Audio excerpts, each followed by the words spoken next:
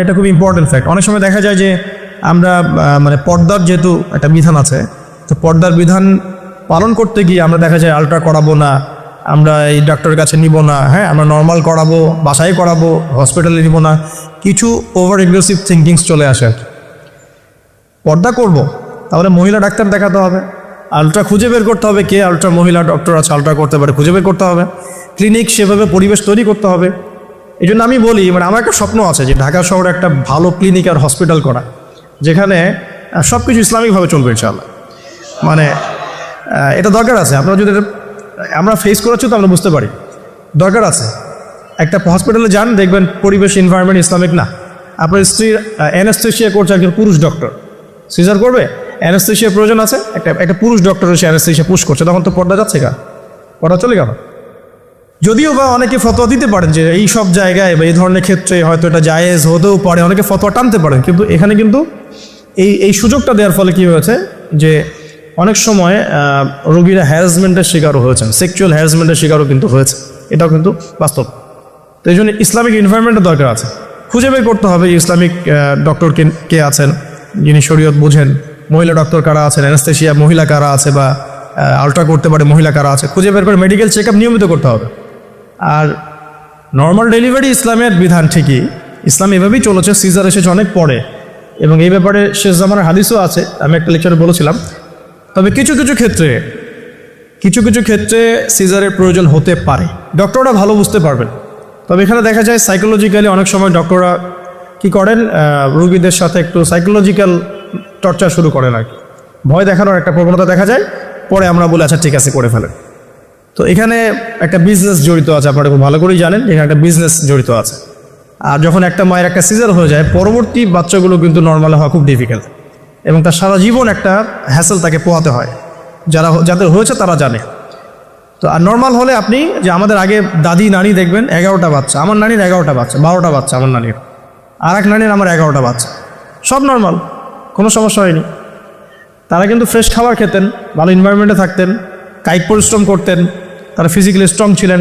এখনকার মেয়েরা এমন নয়, ফিজিক্যাল স্ট্রাকচার দুর্বল, কায়িক পরিশ্রম কম, ফুড হ্যাবিট ভালো না, ঠিক আছে, ফুড হ্যাবিটটা টোটালি অনইসলামিক, ঘুমের ঠিক নাই, খাবার ঠিক নাই, হ্যাঁ এক্সারসাইজ নাই, অনেক কিছুই নাই। দেখবেন তারা ফিজিক্যালি উইক, মেন্টালি উইক, তখন দেখা যাচ্ছে সিজারের প্রয়োজন হয়, নর্মাল ডেলিভারি করতে পারে না। এই জায়গায় ডিফার করবে আমাদের ক্ষেত্রে। আমরা চেষ্টা করব যে আমাদের মানে পরিবারকে ভালো খাবার খাওয়াতে, ভালো রুটিনে চলতে, এবং ভালো মেডিকেল চেক আপ করাতে, যাতে করে নর্মালি হয়। দেখবেন বাইরের বিশ্বের কান্ট্রিগুলোর মধ্যে কিন্তু খুবই কম সিজার হয়, খুব কম। কানাডা দেখেন, আমেরিকা দেখেন, ব্রিটেনে দেখেন, জার্মানিতে দেখেন, ফ্রান্সে দেখেন, খুবই কম সিজার হয়। যদি জটিলতা খুব বেশি দেখা যায় তখন তারা সিজার করতে চায়, এর আগে কিন্তু করতে চায় না। তাদের প্রযুক্তি অনেক ভালো, অনেক প্রযুক্তি আছে। সো আমরা কেন এই জায়গায় মানে এভাবে একটা জুলুমের শিকার হচ্ছে, এটা আমাদের ভাবা উচিত। এবং আমার মনে হয় যে ইসলামিক এনভায়রনমেন্টের এই যে আপনার মেডিকেল সেক্টরগুলো গড়ে তোলা উচিত। এখানে যাদের সামর্থ্য আছে তাদের এইসব প্রজেক্টে হাত দিয়ে যেতে পারে। আল্লাহ পাক আমাদেরকে তৌফিক দেখ ঘোরা। তো এরপরে যখন সন্তান হয়ে যাবে, প্রথম কাজই দেখবে, সন্তান হওয়ার পরেই তাকে নিয়ে হইউল্লাহ শুরু হয়, হ্যাঁ টানা হেঁচড়া, এটা ওইটা, কী বলবো, অপারেশন থিয়েটারে হয়তো কথাবার্তাগুলো হয়, এই কথাগুলো সন্তানের কানে প্রবেশ করে। অথচ সুন্নাহ হচ্ছে সন্তান হয়ে গেলে তাকে নিয়ে আল্লাহর কাছে দোয়া করার পর তার কানে আল্লাহু আকবার, আল্লাহু আকবার, আশহাদু আল্লা ইলাহা ইল্লাল্লাহ, আমরা যে আযান দিই আশহাদু আন্না মুহাম্মাদার রাসূলুল্লাহ, এটা কানের মধ্যে শোনানো, এটা একটা সুন্নাহ, গুরুত্বপূর্ণ সুন্নাহ। তারপর তাকে তাহনিক করা উচিত। তাহনিক তো আমরা উঠেই গেছে সমাজ থেকে, তাহনিক আবার কী জিনিস? ডক্টররা তাহনিক শুনলে আটকে উঠবে। তাহনিক হচ্ছে যে কোনো আলেম, কোনো বুজুর্গ, যিনি পরহেজগার, আল্লাহওয়ালা, মারেফতওয়ালা মানুষ, তিনি খেজুর বা কোনো মিষ্টি জাতীয় মধু, খেজুর, এই টাইপের কিছু একটু চিবিয়ে বাচ্চার জিহ্বার মধ্যে একটু খালি লাগিয়ে দিবে, এটা তাহনিক সুন্নাহ। তো এখন মুখে তো জর্দার, পান আর সিগারেট, তো এই মুখ দিয়ে তো তাহনিক হবে না, হবে? তো আল্লাহওয়ালা সত্যিকারের মানুষ খুঁজে বের করতে হবে। যাই হোক, যদি আপনি না পারেন, খুঁজে না পান, আপনি আপনার সন্তানের তাহনিক করেন, যথেষ্ট। আপনি দোয়া করেন, 2 রাকাত নামাজ পড়ে আল্লাহ শুকরিয়া আদায় করেন। আমি নিজের জীবনের ঘটনা থেকে বলছি আর কি। আমার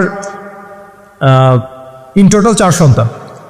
1 সন্তান আল্লাহ নিয়েছেন, 1 সন্তান আল্লাহর কাছে আছেন, জন্মের পরেই আল্লাহ পাক তাকে নিয়েছেন, আলহামদুলিল্লাহ।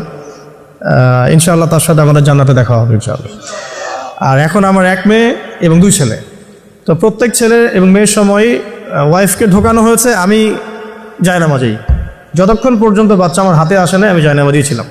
এবং আমি দেখেছি যে আল্লাহ যে আছেন, আল্লাহ যে মানুষের এত কাছে, আল্লাহ যে দোয়া কবুল করেন, শোনেন, মানে আমি হৃদয় থেকে উপলব্ধি করেছি। এই কথাগুলো তো বোঝানো যাবে না, এগুলো তো আমি কোনো দলিল বা প্রমাণ দিয়ে আপনাকে বোঝাতে পারবো না। এটা আপনি ফেস করলে না, ফিল করলে বুঝতে পারবেন। সেজদায় দোয়া করতে করতে চোখের পানি ফেলার সাথে সাথে দেখা যায় যে নার্স এসে বলেছে আমাকে যে আর কাঁদতে হবে না, এই যে মেয়ের কান্না শোনেন। এমন হয়েছে আমার সাথে। কারণ মানে স্ত্রীর যে প্রসব বেদনা, এটা দেখে কিন্তু স্বামী আসলে ঠিক থাকতে পারে না, তাতে প্রচণ্ড কষ্ট হয়। এবং এই কষ্টটা এই কারণেই হয়তো নবী সাল্লাল্লাহু আলাইহি ওয়াসাল্লাম বলেছেন, তোমার সবচেয়ে সেরা অধিকার পাওয়ার, মানে ভালো ব্যবহার পাওয়ার অধিকার রাখে তোমার মা, এরপর তোমার মা, তারপরেও তোমার মা, এরপর তোমার বাবা। তো মায়ের এই যন্ত্রণা শুধু মায়েরাই বুঝতে পারবে। তো আপনি যদি জান্নাত পেতে চান, মায়ের সেবা করেন, মায়ের খেদমত করেন, মাকে সন্তুষ্ট রাখেন, ইনশাল্লাহ জান্নাত পেয়ে যাবেন ইনশাআল্লাহ। আর এই যুগে কিন্তু মা বাবার সাথে দাস দাসীর মতো আচরণ করা হয় আর কি। তো খেয়াল রাখবেন এই বিষয়গুলো, মায়ের হকটা কখনো নষ্ট করেন না। আর তার মেয়েদের প্রতি একটাই আমার, মানে তাদের প্রতি আমার কনসেপ্ট বা ভিউ হচ্ছে এরকম যে কঠিন হয়ে তাদের সাথে কোনো লাভ নাই। আসলে আদতে আলটিমেটলি কঠিন হয়ে কোনো লাভ নাই। 2-1 দিন হয়তো ঝগড়াঝাটি হতে পারে, মনোমালিন্য হতে পারে, কিন্তু কঠিন হয়ে তাদেরকে লাইনে আনা খুব একটা যায়। নরম হয়ে বুঝিয়ে সুঝিয়েই ভালো ব্যবহার, ভালোবাসা, মহব্বত দিয়েই সম্ভব ওদের মন জয় করা, আদারওয়াইজ সম্ভব না। আসুন, এরপরে আজান হবে, তাহানিক হবে, 7ম দিনে গিয়ে আপনি আকিকা করবেন। যদি করতে না পারেন 14 দিনে, যদি তাও করতে না পারেন 21। এভাবে সুযোগ আছে আকিকা করার, তবে 7ম দিনে আকিকা করা সুন্নাহ। আকিকাটা কি? এটা হচ্ছে আপনার সন্তানের জানের বদলে একটা জানের উৎসর্গ। ছেলে হলে 2টো খাসি, মেয়ে হলে 1টা। কারণ কি, মেয়েদের রোগ প্রতিরোধ ক্ষমতা কিন্তু এমনিই বেশি, ছেলে বাচ্চার রোগ প্রতিরোধ ক্ষমতা কিন্তু কিছুটা কম। এখানে 2টো খাসি উৎসর্গ করা হচ্ছে আল্লাহর কাছে। এখানে মেয়েদেরকে ছোট করা হচ্ছে না। তসলিমা নাসরিন টাইপের মেয়ে থাকলে বলতে পারো যে হ্যাঁ, এটা ছোট করা হচ্ছে। তো আশা করবো যে আমাদের এখানে এমন কোনো মেয়ে নাই। এখন আকিকার পর কি মাথা মুন্ডন করা। মাথা মুন্ডন মানে একটা চুল থাকে, চুলটা কষ্ট দেয়, ডক্টরাই বলেন এই চুলটা কিন্তু বাচ্চাদেরকে কষ্ট দেয়। এই চুলটাকে কামিয়ে ফেলা। যদি মাথায় কোনো প্রবলেম থাকে, ডক্টর বলে না এখন করার দরকার নাই, সেটা আলাদা ইস্যুস, কিন্তু নর্মালি কামিয়ে ফেলা উচিত। এবং চুলের ওজন করতে হয়, এই চুলের ওজনের সমপরিমাণ রূপা আল্লাহর পথে সাদাকা করতে হয়, এটা সুন্নাহ। তো এটা করবেন। তারপরে আকিকা করলেন, আকিকা আপনি যেভাবে গোশত বন্টন করেন সেভাবেই করবেন। বাচ্চা এখন জন্ম হয়েছে, আপনাদের নতুন অধ্যায় শুরু, এই প্যারেন্টিংস আপনার এখন শুরু হচ্ছে। এখন আপনার জন্য প্যারেন্টিংস বইটা আমি সাজেস্ট করছি এবং আমি কিছু বলে দিচ্ছি আর কি। দেখুন, আদম আলাইহিস সালামের দুই ছেলের সম্পর্কে প্যারেন্টিংসের মধ্যে কথা এসেছে। আদম আলাইহিস সালামের 2 ছেলের সম্পর্কে কিন্তু কথা এসেছে। 1 নাম্বার হাবিল কাবিলের ঘটনা মনে আছে? 2 সন্তান পরস্পরে হিংসা বশত কিন্তু এক ভাইকে হত্যা করে ফেললো। যদি আপনাদের একাধিক সন্তান থাকে, কারো প্রতি পক্ষপাতিত্ব করতে যায় না, তাহলে কিন্তু হাবিল কাবিলের মতো সম্পর্ক করে উঠবে আর কি। আর এই যুগে তো হাবিল কাবিলের সম্পর্ক এখনও চলছে। এখানে বহু কাবিল ঘুরে বেড়াচ্ছে দাড়ি টুপি নিয়েই, তাই না? এখন হাবিল কাবিল সম্পর্ক তো এখন আছে আর কি। কুরবানি কবুল হচ্ছে, আমারটা হচ্ছে না কেন?